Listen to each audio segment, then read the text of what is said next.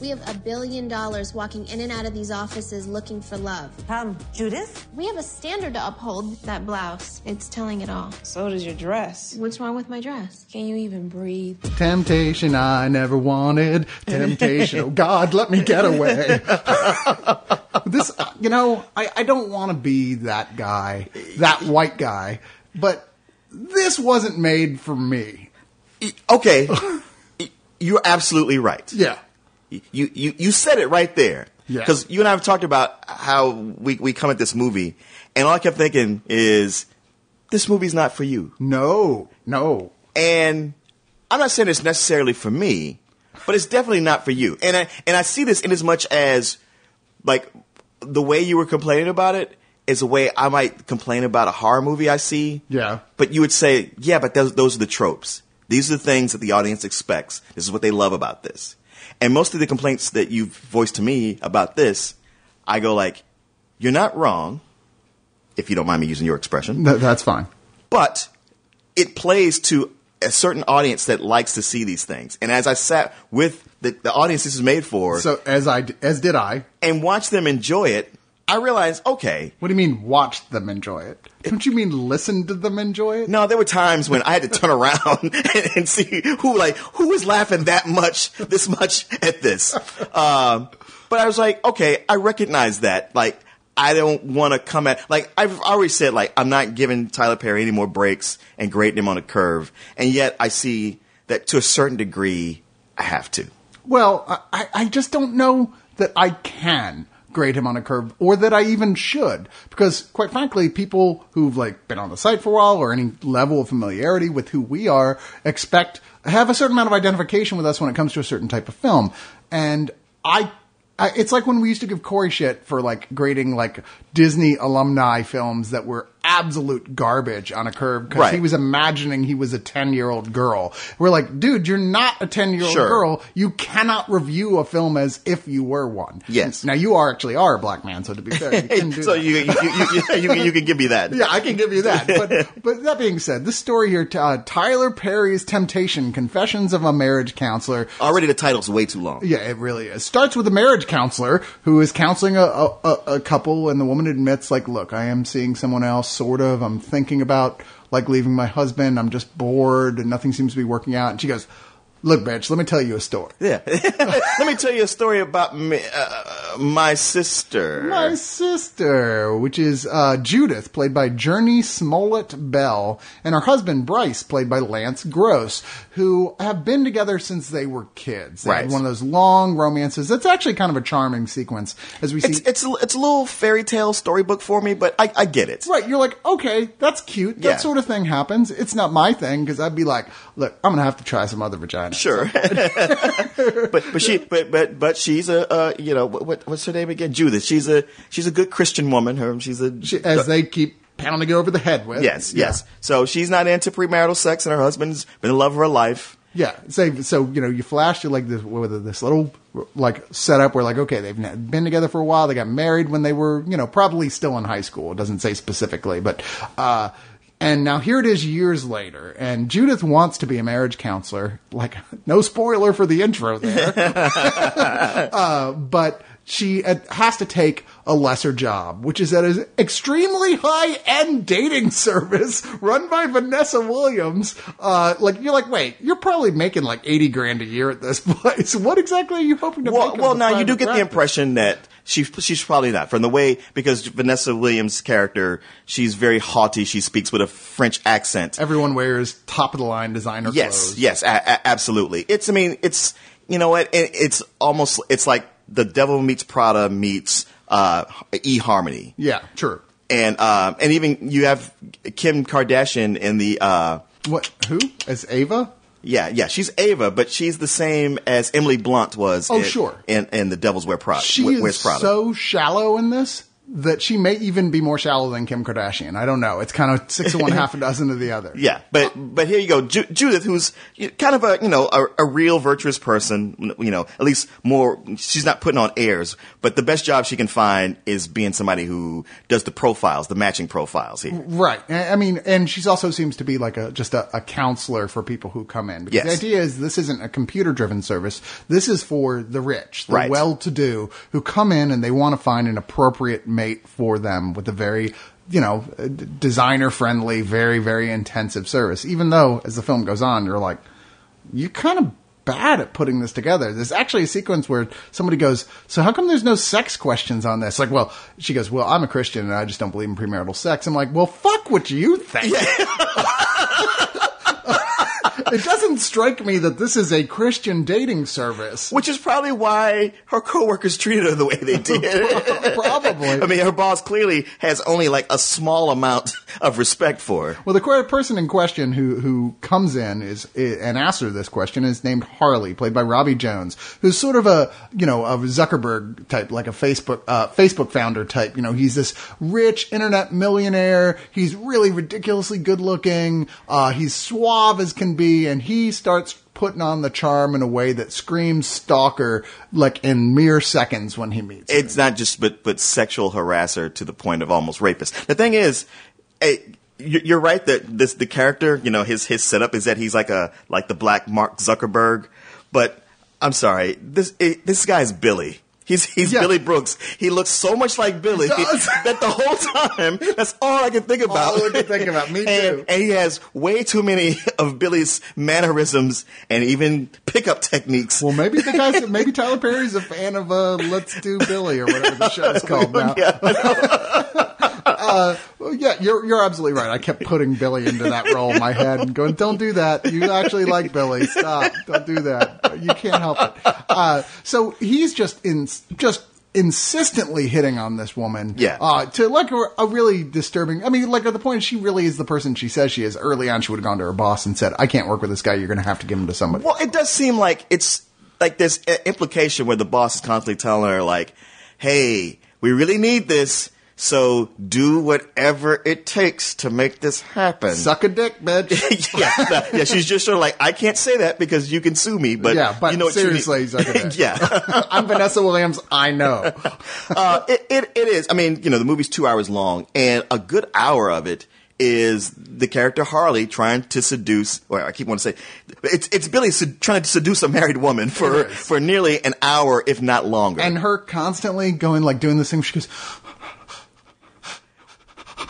starts breathing heavily and her eyelids start fluttering and then goes, I'm a married woman, sir. It's like, okay, look, you're maybe a married woman, but you're obviously a psychologist. You studied psychology. You're a counselor. And the fact that you don't realize the fact you're doing everything but basic instincting this guy to say, I'm saying my lips are saying this, but my body is saying this. Oh my God. Are you seriously sitting here blaming the victim? I'm not. I'm blaming this character the way she was written in this film. Now, see, what I noticed from this was that she really did spend a long time blowing him off and putting him off and trying to get him off the scent, knowing that she couldn't be rude to him because her boss told her not to. Do I know you from somewhere? I doubt we run in the same circles. Do you run? Yeah, every day at Landover Park. I do it. You run there? 8 a.m. every Saturday. Start at the wheelhouse. I think I have seen you run past me before. You're that cheesy guy always running with his shirt off and making grunts? I'm not cheesy. Yeah, you are. I get hot. No, you're running with your shirt off so all the pretty girls could notice you. Oh, you noticed me running. Let me remind you that early on, she goes out of her way to sneak through the woods and encounter him as he's jogging, and then tries to play it all innocent. Like, oh no, I have no interest in this guy at all. That's early in their relationship. Well, now, what I'll say about this is the first time she's had somebody do this. As much as she's blowing him off, people sometimes can be, intrigued, curious. Oh, come on. Are you saying that doesn't happen? No, you're making excuses. No, I'm not making excuses. I mean, it was playing through a cycle that, so much of this movie is like things like, wow, I've actually seen this happen. I've seen this where the couple were childhood sweethearts and seen somebody come in who was kind of a bad boy and break them. And like, whereas the girl was like played no. It kind of worked on her. And then once she broke, she just really went left. I've seen it too. I've actually been the bad boy, but that's neither here nor there. You scoundrel. I feel now you're pulling a Korey. It's all hate. No, the difference is that I actually feel bad for having done it. It was just that one time, and I feel awful about it.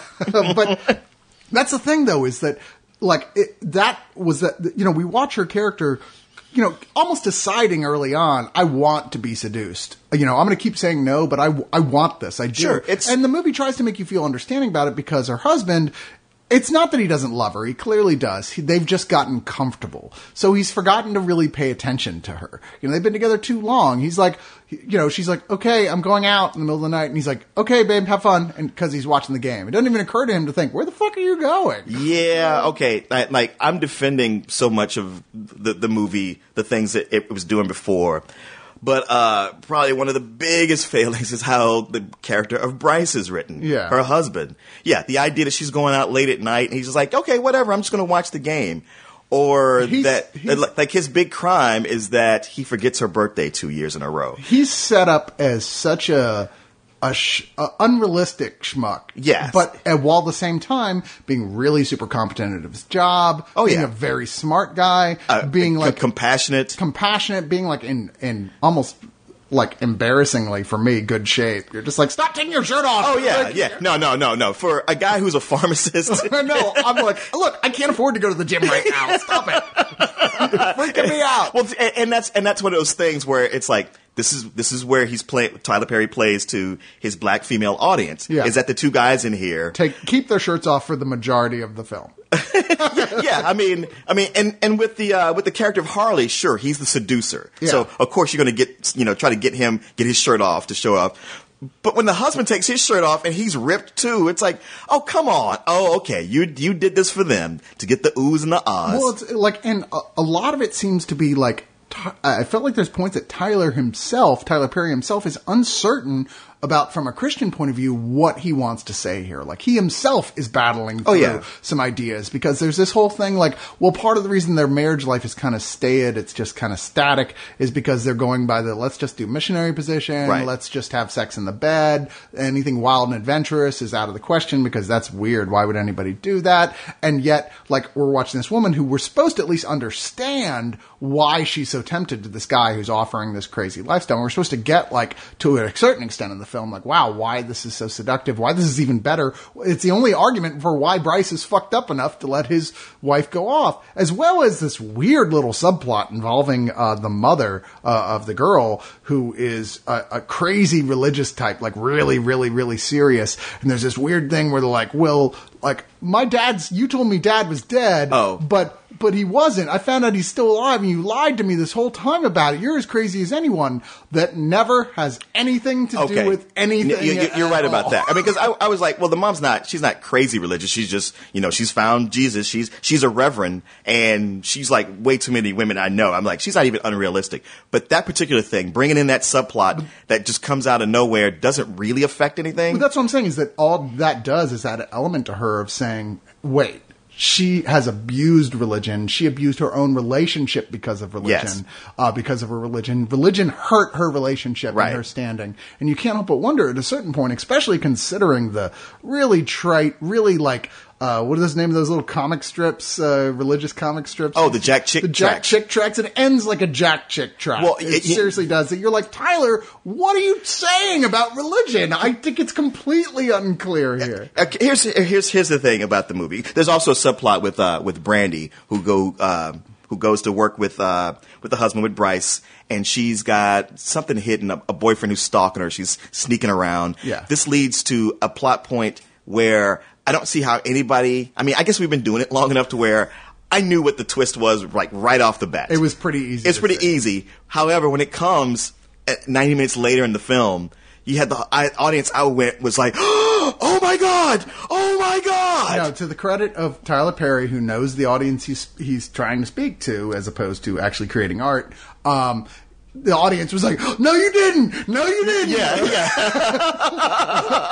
It's like, really? You didn't see that coming? I mean, I know I'm a little jaded from my experience of having watched probably in the tens of thousands of movies at this point, but still. Okay, let me get to why I'm not hating on this movie so much. Because Tyler Perry, the thing I've mostly been complaining about him is that with each one of these movies, he hasn't been improving. I mean, look, anybody can start out bad, and sometimes it takes people a long time to get good, but you got to show improvement. And with this, I found some improvement. Not a lot. I'm not even saying it's good at all.